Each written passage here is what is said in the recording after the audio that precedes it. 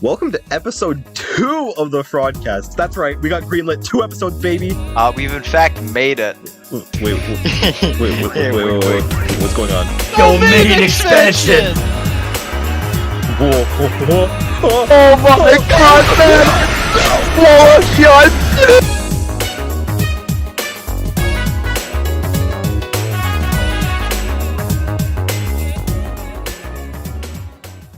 I love one. Guys, I love Jujutsu Kaisen. Oh man. See, I would go on an entire Jujutsu Kaisen rant, but I know Gudgin isn't caught up yet, so... How far are you? Go on the rant, man. I've been spoiled for like the entire 2 arcs after Shibuya. Did you just finish Shibuya? Is that where you are? I finished up Shibuya. Okay. Manga and anime. I had to watch through the whole anime and then read up to the end of it. Well, and I'm just gonna sit there waiting. Let's talk about one of Jujutsu Kaisen's biggest flaws. Okay. The way the villains are handled. Oh my god. So, you see it too, thank god. So, yeah, no, this is a very big issue the series has. So let me get off by let me name a villain that's not Sukuna. or Kenjaku. Okay, what? What? Those are the only 2. No, there's more villains. We gotta go with the only non-fraud. We gotta go with Jogo. Okay, Jogo's very... He's very much written to not be an actual, like, villain character. Yeah, that's what I'm saying. I feel like he did his part. He was there to, like, very much show the strength gap between a lot of different sorcerers and Gojo and Sukuna.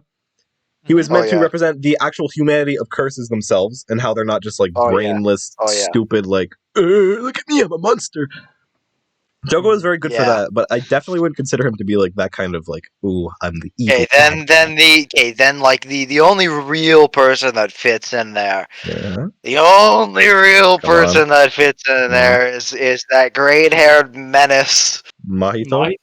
Mahito. He's the only real... was a good villain.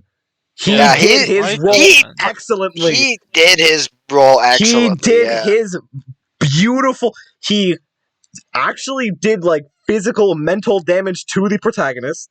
He caused varying issues. He was very included within the story. He didn't really take a backseat after when he was introduced.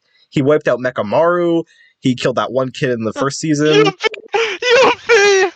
So sad, so sad. How do you say his name? I don't remember. He's so... That's another point to Jujutsu Kaisen that we'll probably get on in a bit. But, like...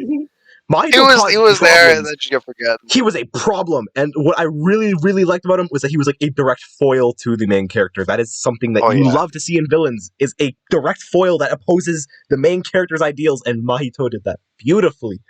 It's a shame that Yuji didn't get the final blow on him. It's a shame. He got sucked up. You gotta make sure Kenjaku's plan goes I know. Right, fella. It's crazy. So Mahito, beautiful villain. Character. Probably the best actual written villain in the show so far. Yeah. Speaking who else can we think of? I don't really want to say, like, I'm trying to think of the other special, like, grade curses. Like Ghetto. Ghetto? Okay, here's we are going to start a dialogue. Ghetto. Okay, we got Ghetto, and then we got fucking Sukuna's twink cook. Yeah, you're right. Okay. Hold on. Okay, Ghetto. Hanami as well. I hear a lot of people saying Hanami. Wait, what the fuck? Wait, Gudgin. Hanami. Oh, the grass. Asparagus. Yeah. Okay. Asparagus. Very one note. Nothing important at all. Really nothing. Yeah. It's a little too long. Just there to be just there to be like on the threat. Why didn't he die to Yuji and Toto? That pissed me off. Yeah, literally just once again. Okay, listen. Gojo upskill. Monkey man himself. Yeah. It's sad. Okay, Ghetto. I really want to talk about Ghetto. I love Monkey Man. I hear a lot of people call Megumi Potential Man. I hear a lot of people call him the wasted potential of Jujutsu Kaisen. Ghetto is one of the biggest wasted opportunities I've ever seen in any series ever. Yeah. This man did not need to die there. It would have served zero different... Imagine if he was still alive in the story Imagine and if not he as was a brain Kenjaku. parasite. Imagine if he was Kenjaku. That's what Or I'm he was saying. working. No, here's what you like. He worked alongside Kenjaku because we still need Kenjaku in the story for a lot of beats to happen. But he works as like Kenjaku's vessel, kind of like Sukuna and Yuji in that way. They inhabit like a body together, and Geto's the one still pushing it.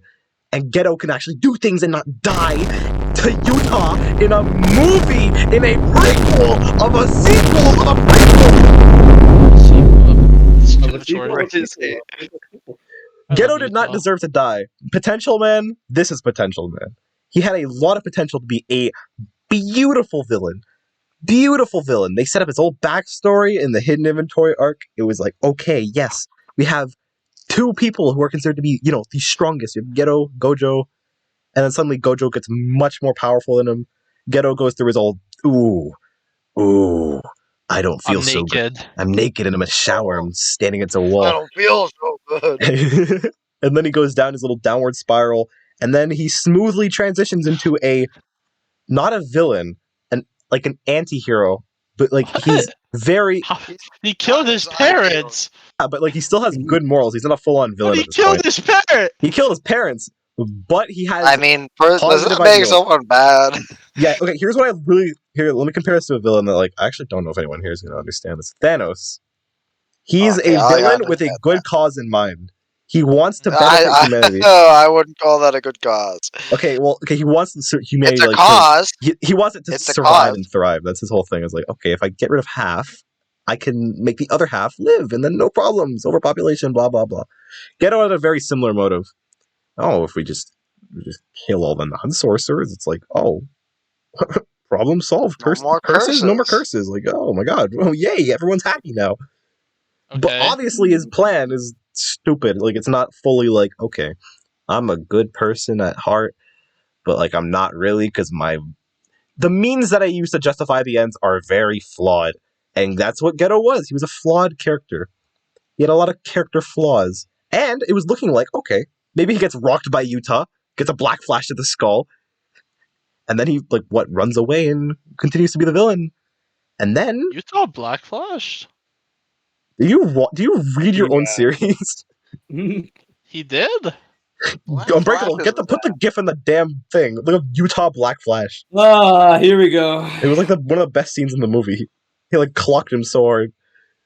Boom, bop, pow. There you go. Oh, I remember this scene. Yeah, boom, clock to the face. Oi, mean overhand. Oh, it gets sent flying. I love the movie. The movie's my favorite part of the JJK so far. Yeah, okay. Dominic actually has the movie as a 10, by the way. That is kind of crazy. I would go with a 9. I'd go with like an 8.5. I put it as an 8. I don't think it's a 10. Like, I watched it in theaters on my birthday, and I still thought it was crazy. Actually, I love it. Literally aired on my birthday. That's crazy. The movie's great. It's quite enjoyable. Yeah. The one thing I think it's like it's a really good contained story within it. With that affects the rest of it, but it's not like overly so to where you like it's required to enjoy the rest of the series. Yeah, but actually, I'll get to that in a second after I'm done. Wait. Can I say something? Oh yeah, sorry. Yes. To play devil advocates on your Geto thing, how do you write Utah and Gojo without Geto's death? That's the very crucial part that makes me so conflicted, because Geto has to die in the story at one point. There's no workaround. He has to die. Because like, if he doesn't die, Utah's like, okay, what did I black flashed him in the face for nothing. Oh, I'm not saving anyone. I really want to kill this guy. In the movie, he's like, I need to kill him. I need to kill him now. He hurt my friends. I need to kill him now. And obviously, he's Gojo's best friend, so Gojo's not going to want to, like, murk him. Oh, we get to that. We get to that. Okay. Geto is just... Even in terms of strength, he's a special grade sorcerer. He's supposed to be one of the tops. And I really hate how he got rocked by Utah way too easily. Because it makes Geto look like a bum now compared to every other sorcerer. Because if he's considered special grade, like, in the story currently, I can name some characters who I confidently beat it. Like, just, they beat him outright. Yeah, Hakari beats him. Maki beats him. Don't say Do not say Do not say Hakari just gets lucky. Toji, we saw what Toji... His whole thing is being lucky. Toji did to him? In Hidden Inventory? I've never seen a more embarrassing display of power. Well, he didn't hit Toji once. That is true, actually. I forgot about that. And remember, okay, I'd once again play devil's advocate here for Geto. He's like, oh, maybe after he got like rocked by Toji, he had an awakening like Gojo. No, no, he didn't. He didn't get no power up, no reverse curse technique. He didn't have reverse curse technique.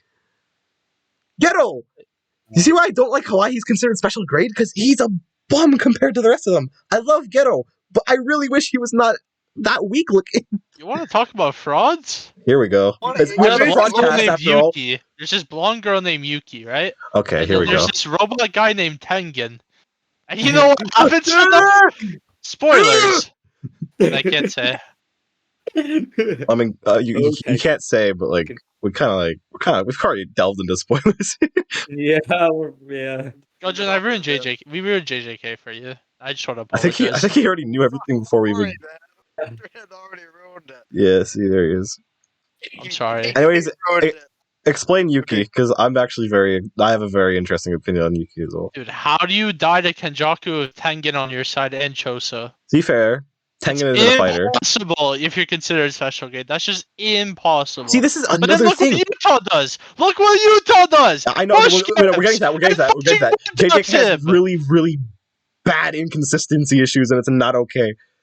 But okay, let me wrap my Geto talk up real quick. Geto, very wasted potential, extremely bad display of character, wasted character. He could have been so beautiful. Like, he could have been so beautiful. But no. But no, he wasn't. Utah be cool. Yeah, he helped them be cooler. But it shouldn't have been at the expense of like the way he died, the way he got out. It should have been probably later in the story with more like significance behind it than just, oh, he got hit with a pure love blast. We should have made Yuki a villain and make Yuki fight Utah. That would have been so... Okay, no, I was about to get to that. Yuki should have been a villain. And I'm standing on that. Because you remember who got Geto on his whole psychopath thing? It was Yuki! I thought she was going to be evil, but she wasn't. She's just weird. She's just there. She's just there. She just has a big butt because it sells views. You're right about that. You're so right about that, man.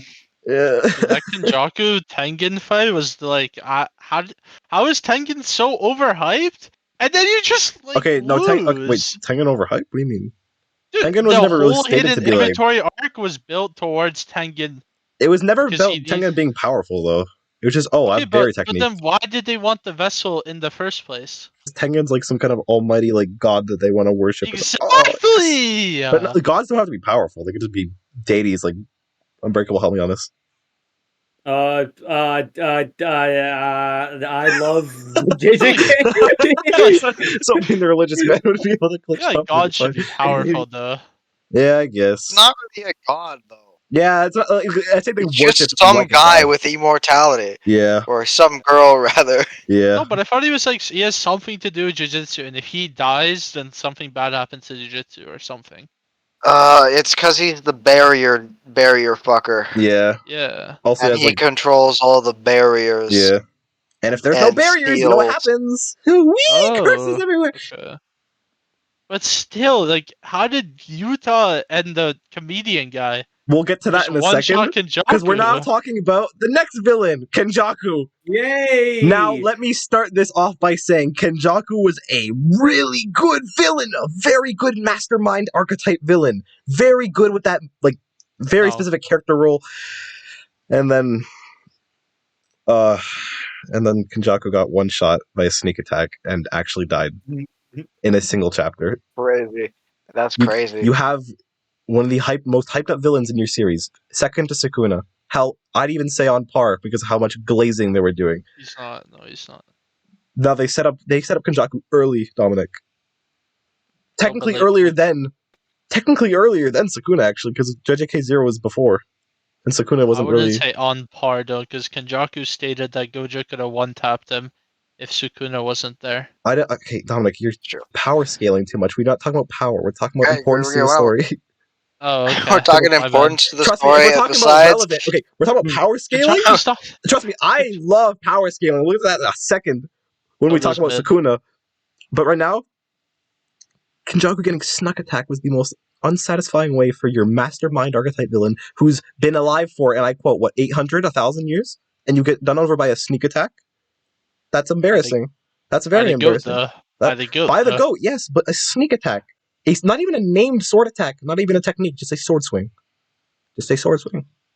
No, reverse curse technique, even no, just, my head's gone. And then my head gets stabbed, and then my brain's gone, and then now I'm dead. And then I leave it all to Sukuna.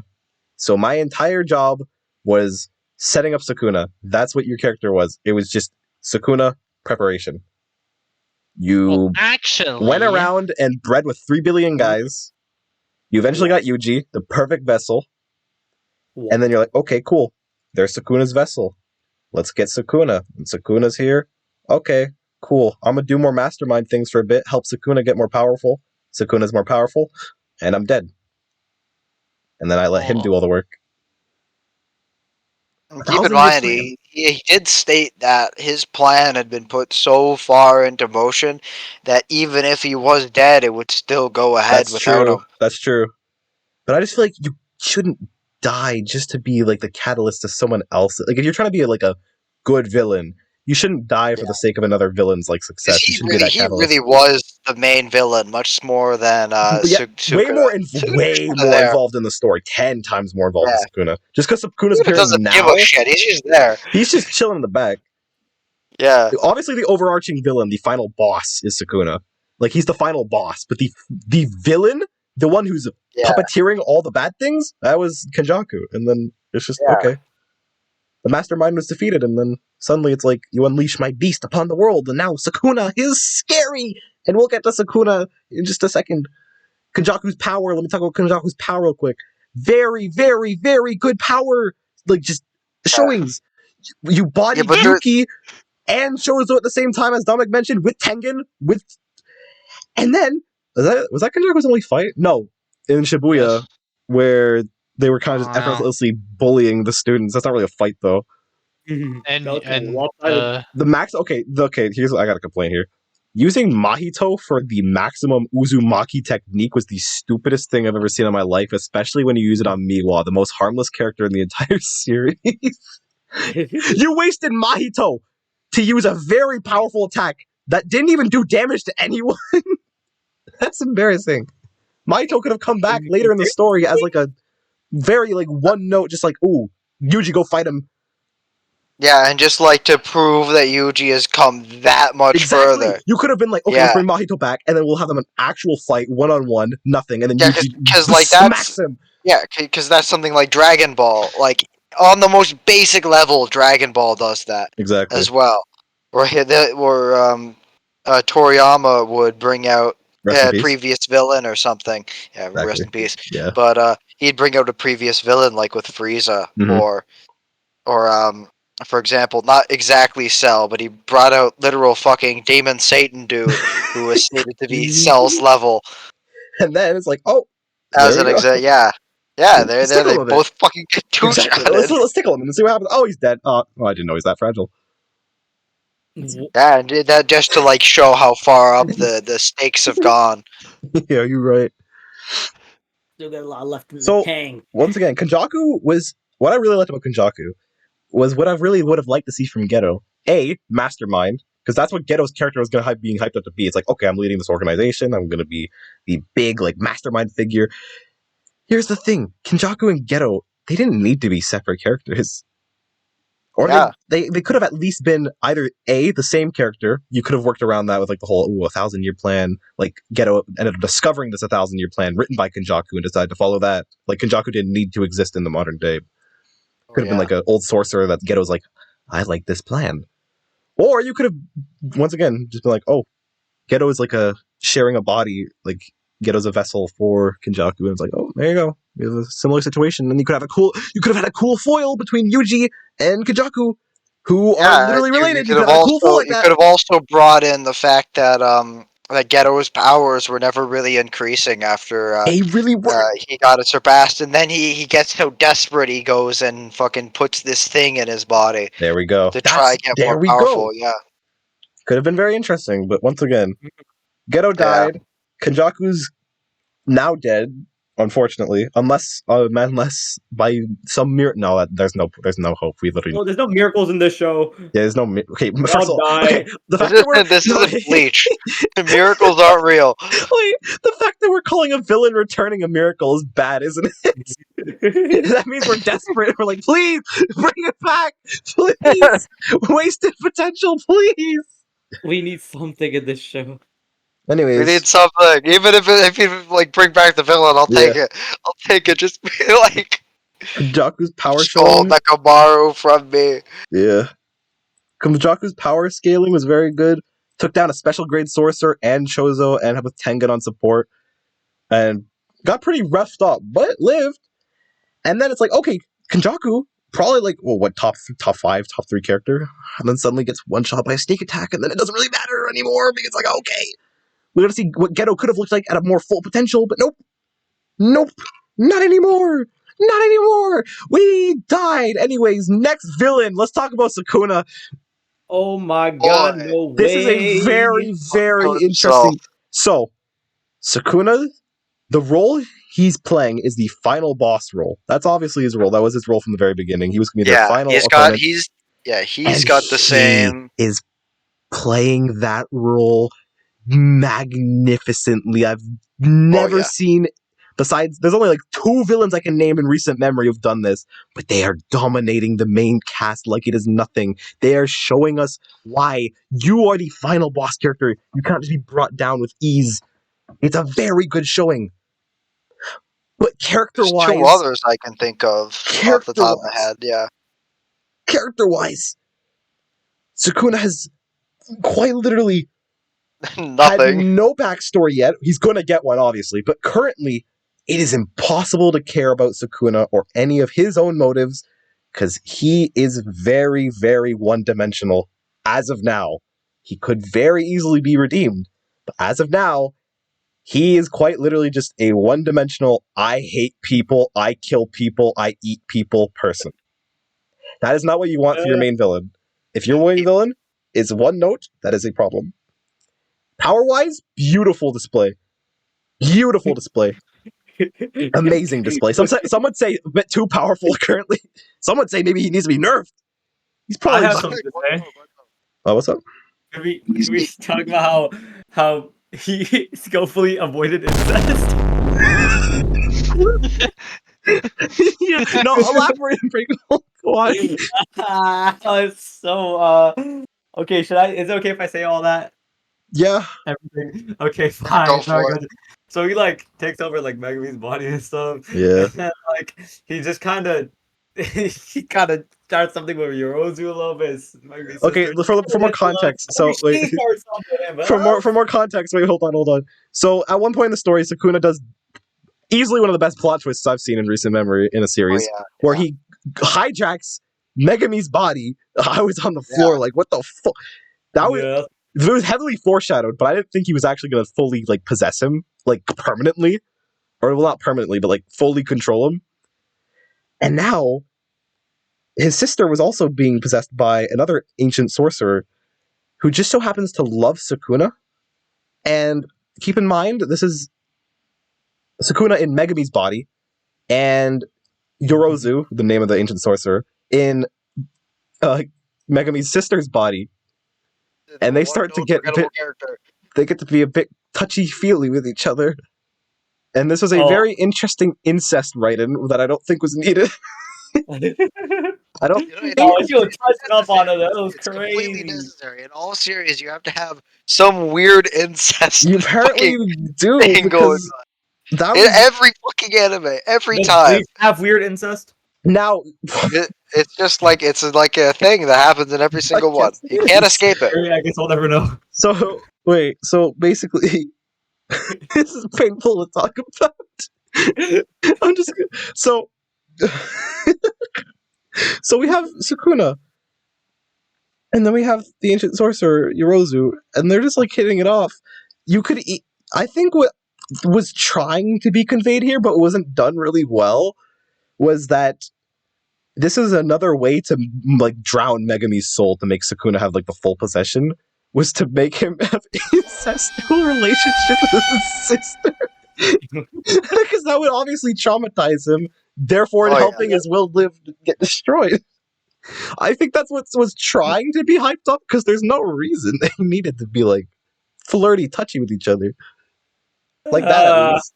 It's just a very weird write-in that I don't think was really... Yeah, but of course, in the end, Sukuna only likes his twink femboys. Yeah, no, you're right. He loves his twink femboys. He literally, he showed, he had a full naked woman on top of him, and he's like, not looking at all. He's not flinching. The second his twink boy comes close to him, he gets, he goes crazy. He is barrel. Kind of crazy. Crazy. I mean, Sukuna's into men, so it's fine. He's very he good specifically likes like ambiguous men. Like if you don't know if they're men. Of course, my favorite LGBTQ plus rep in a manga history is Sukuna. My bisexual hero, Sukuna, the king of the curses. Yeah, I love.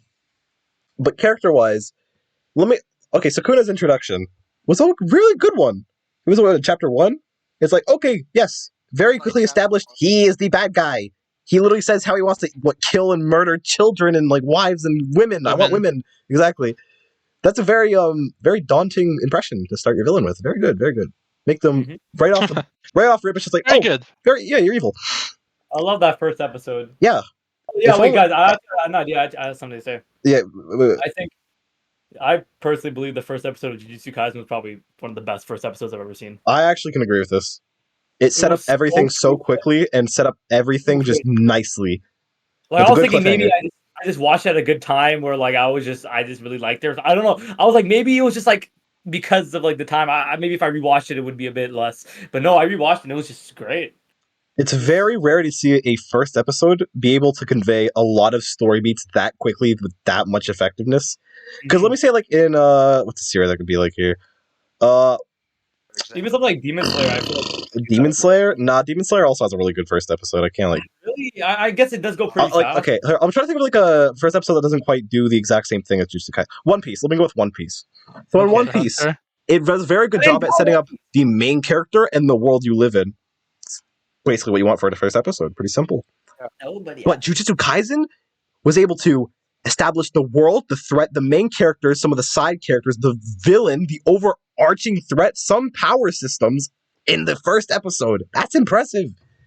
That's very impressive. Solo leveling did that as well. Solo leveling is a hot piece of garbage. No one cares. No, solo leveling had a really good first episode. I sure hope it did. I would say better than JJK.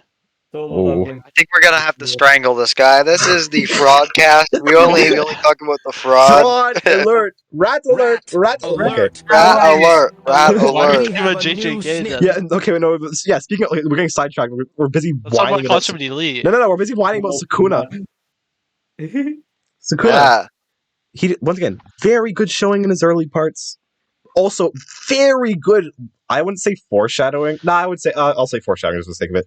You have Gojo and Sukuna fight that first time, and it's a complete slaughterhouse. Sukuna can't touch him or anything, and you have Gojo sitting there mocking him completely. Not even full power. He has his blindfold on. He's toying with him.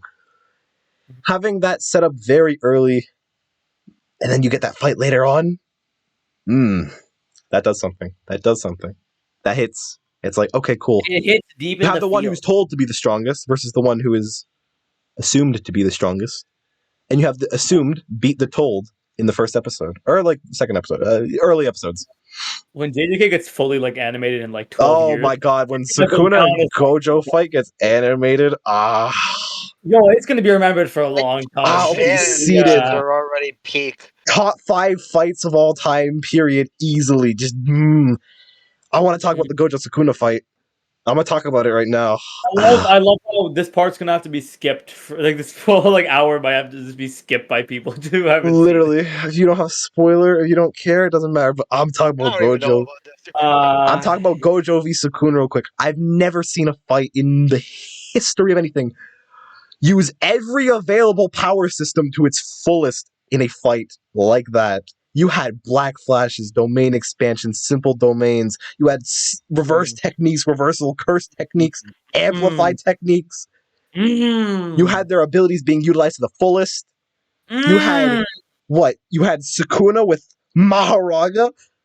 You had Sukuna's master plan finally be revealed, like, oh, I needed Megumi's body for one very specific reason, to counteract this dummy over here who I can't touch. So I need the specific ability to summon this giant beast who has the specific ability to adapt to other specific abilities. Therefore, I can hit the guy with the specific ability. And then he did. And then it was like, uh-oh. Suddenly the fight became much more winnable. Right. To a certain man with 4 eyes. Such a good fight, man. Such a great fight. The only part that I genuinely hate about it is how they off-screen the final part. They didn't even... And they still haven't shown us to this day what happened. And we probably won't ever get to see it for a while. Yeah, we just have to... They might pull a... pull a Bleach and show it in the anime, because the last arc of Bleach, the 1,000-Year Blood War, near towards the end, the mangaka got ill with like severe pains and shit, and he did not get to do a lot of the stuff he wanted to, and so in the anime they're just adding tons and tons of shit he originally wanted to do in the series. Yeah, that's what you call a good improvement. A very good improvement. Not filler. Something tells me they won't do that, unfortunately. Because something tells me that they're just gonna they won't do that. Yeah, they're gonna like end the episode with like Gojo wins. Suddenly the next episode starts with Satoru, hi, long time no see. It's just like when that happens. I love when the chapter starts on a flashback, guys. Dude, that was so fun. I love when that happens. Yeah, no, that was. Man, if I ever get a Miwa flashback, I'm killing myself. Miwa, lock in, defeat Sukuna, please. Miwa will lock in. Miwa will become useful. Yeah. Get off! Oh, she fucking died.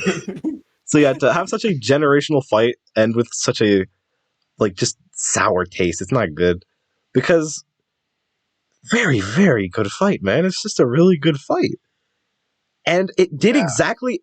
The winners were perfect. Gojo got to keep his assumed title of being the strongest because at the end of the day, he quote-unquote won. It was a really good cliffhanger. And then Sukuna wins in the next chapter. But the way it happened shouldn't have happened. I agree, Sukuna 100% needed to win that fight. If he lost, bad. Very bad. If Gojo won that fight, not good. You do not want your villain at the end of the series to get washed by someone. You don't need that. We cannot have that. Right. If Gojo won that fight, no. That is Gojo glazing. We cannot have Gojo win against the main villain when he's not the main character. That is not how you should do that. The main character has to beat the main villain. You cannot have the side character beat him. Gojo be like the main character though. I'm not gonna Gojo lie, feels 10 times more like the main character than Yuji sometimes. No, I forget. Gojo has a dedicated backstory arc for himself. He gets a lot of screen time. His name is mentioned every goddamn chapter. Legit, he's the strongest.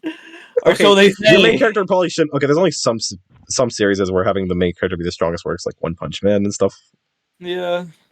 I think like, oh my god, like I just be forgetting sometimes. I think, oh yeah, Yuji's like also the guy who's supposed to. So then you have the massive power creep issues. Here we go.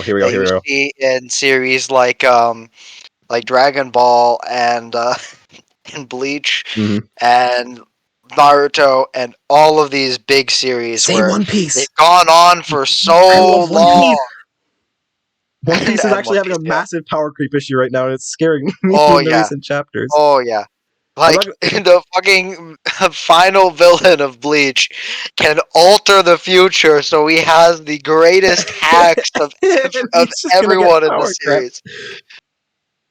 Like, I don't know where they're gonna go if they continue the series. The fucking last villain could change reality as he saw fit. Well, how the fuck do you go past that? Literally, in One Piece right now, like, in the literal chapter that's releasing, like, in a couple days, Luffy is literally fighting not the 5. There's, like, 5 super endgame villains, and he's taking on all 5 of them at once right now.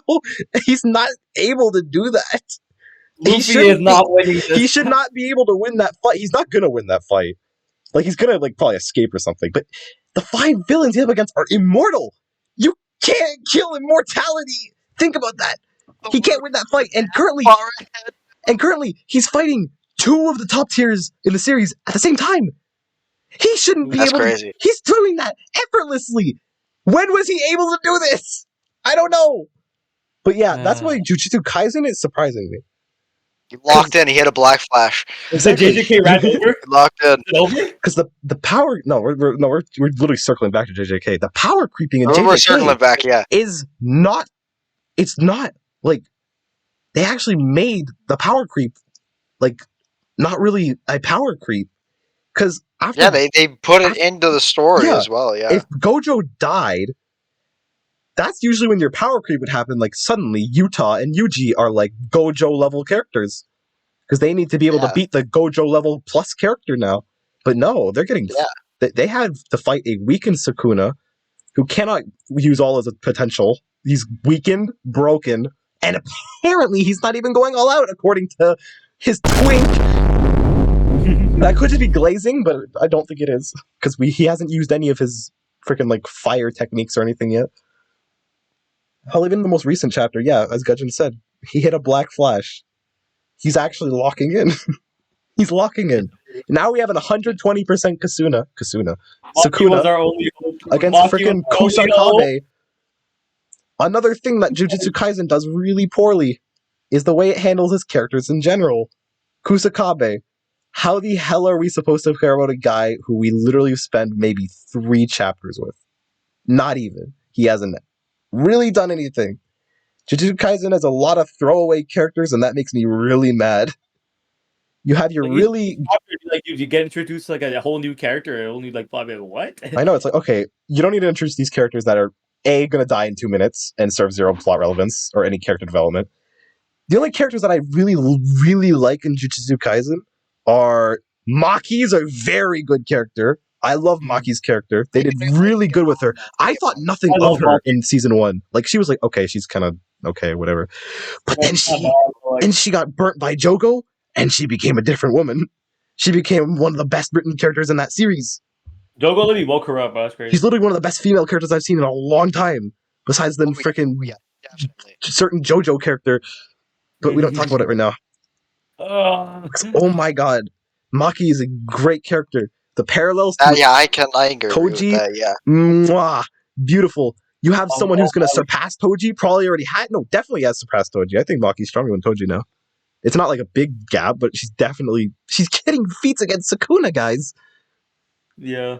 His heart is bleeding because of her. That's crazy. Yeah. Fire. What's another good character that I really like in Jujutsu Kaisen? Utah? Who's the best JJK character? Oh, the best character. That's an interesting question. Who's the one that was...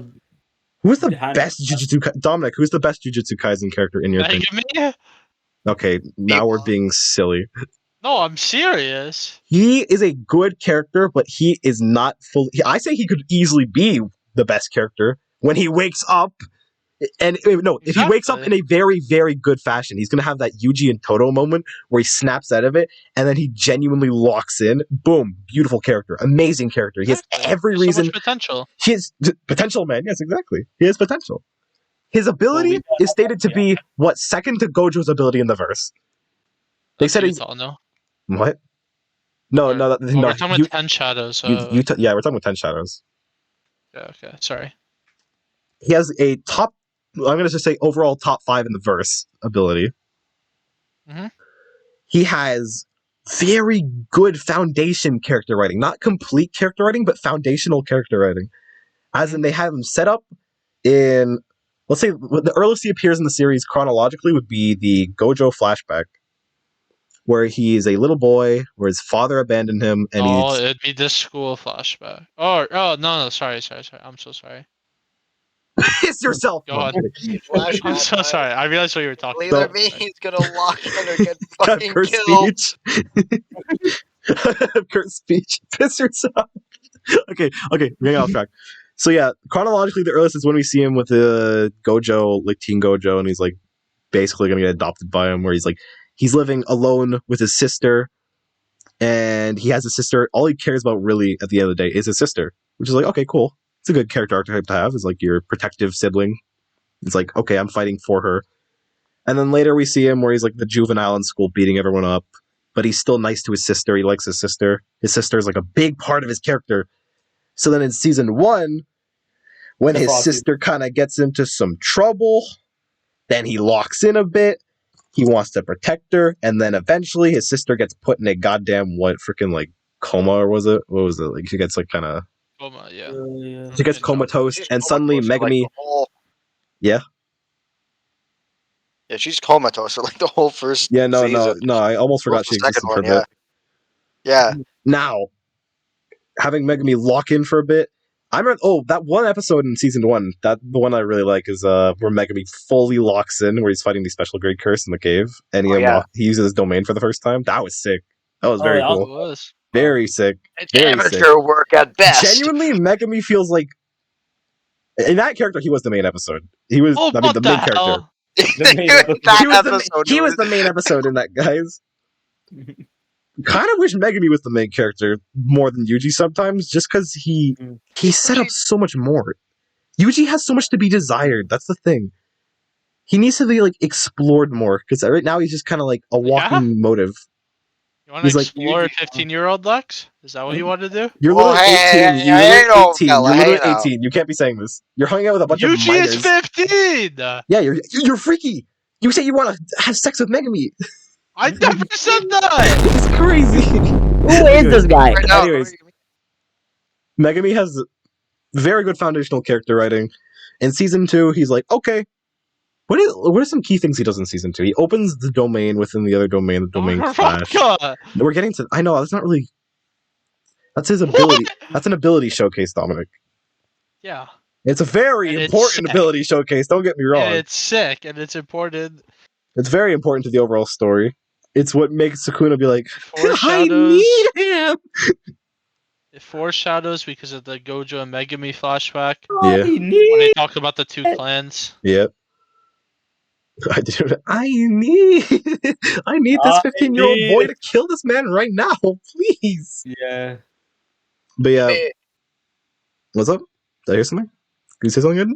That was a joke. Okay. Your microphone's kind of cutting in and out a bit, by the way. I know, it's ass. I couldn't find my new headset. I have to use my ass old one. So yeah, and then you have technically season 3 would be what, calling games. Megumi goes kind of crazy there. He fights a lot of people.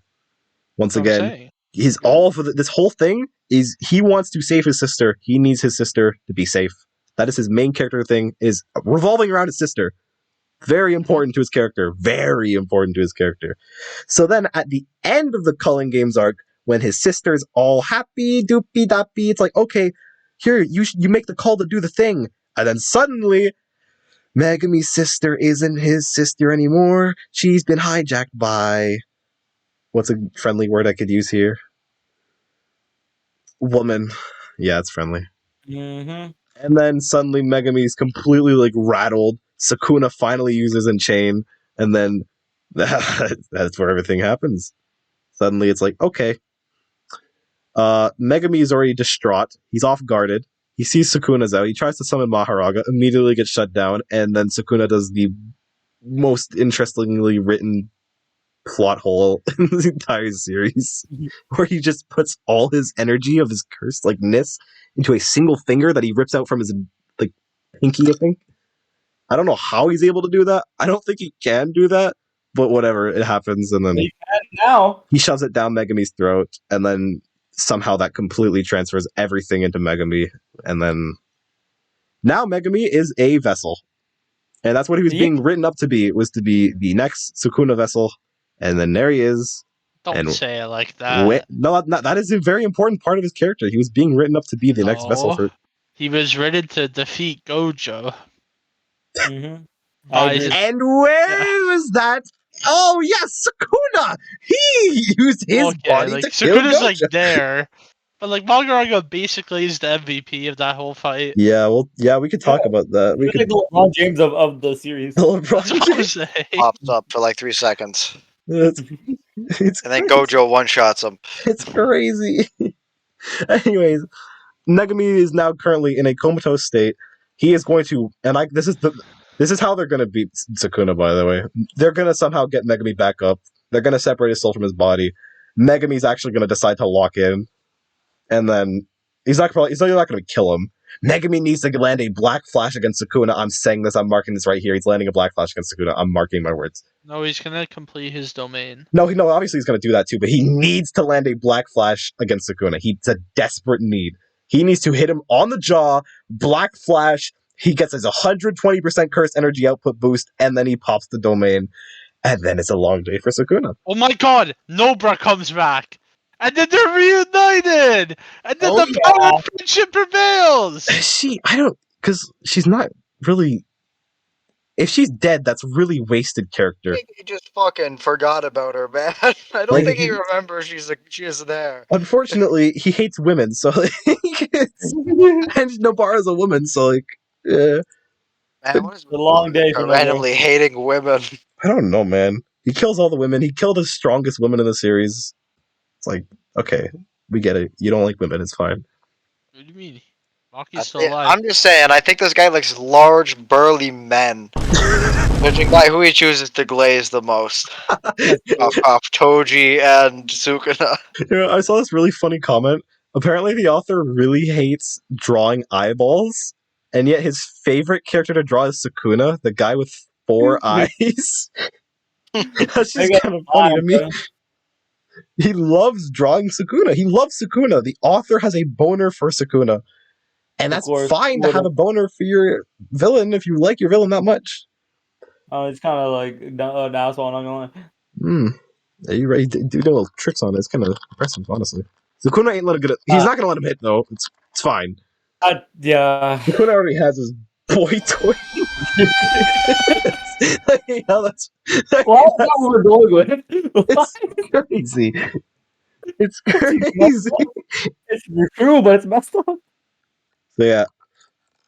Wait, the question was the best written character in Jujutsu Kaisen. Dominic answered Megumi. Unbreakable. Who do you think? I'm sitting here. I mean, who's your favorite character in Jujutsu Kaisen? Who's like the best written?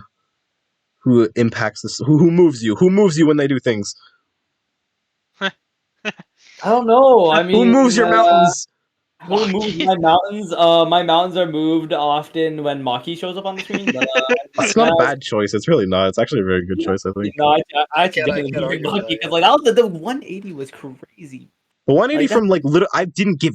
I literally was like sitting there like watching season 1. I'm like, okay, she's cool. I guess like she can fight people. Oh my god! And then like season 1, it was crazy. I was like, man, and then season 2, it's like, okay, she's not really doing anything. And then she gets that one moment with Toji in the domain where it's like, wait, this guy's actually stronger than me physically? This is weird. What the hell? And he takes the freaking playful cloud from her. And then she's kind of just watching Toji in awe, like, what the fuck? I could be like that. And then you get touched by Jogo, and then here we are! We have the reincarnation of Gojo Fushiguro in front of our eyes. And she's going crazy. I love it. I love Maki. She's a great character. She literally, I love her. Yeah, okay, calm yourself. Calm yourself. Sorry. Calm yourself. I feel like Utah right now. Calm yourself. Don't do it. So, like, who do you think is the... No, I want to ask Gudgin first, actually. Gudgin, Mr. Shibuya arc. Miwa. Yeah, Miwa, honestly, I mean... Miwa on top. Triple domain. Mechamaru! She hasn't shown up in Mechamaru, save me! Toto! I love Toto! Bro, man, I sure hope Toto comes back. I want him to literally just be there, but like he's like standing 300 feet away from the fight with like a megaphone and be like, brother! You got this! And then he gets in, locks in, and then Yuji's punch him. You know, it'd be fun. Get this man some prosthetic hands. Get this man his reverse curse technique right now. We need it back in the game. We need guys, that's what will ask us. What is your guys' favorite women? Favorite kind of women? Can we get to that in a second after I explain my favorite character? Okay. I really want to say Utah, but he hasn't really done anything from it since. He hasn't. I know, that's why I'm not saying this, because he hasn't done anything outside of his own story in Zero. Like, he hasn't really had any character development. He's had fights, Dominic. Okay, listen. Not everything's about fighting in Jujutsu Kaisen. You can have character writing. Fighting tells its own story.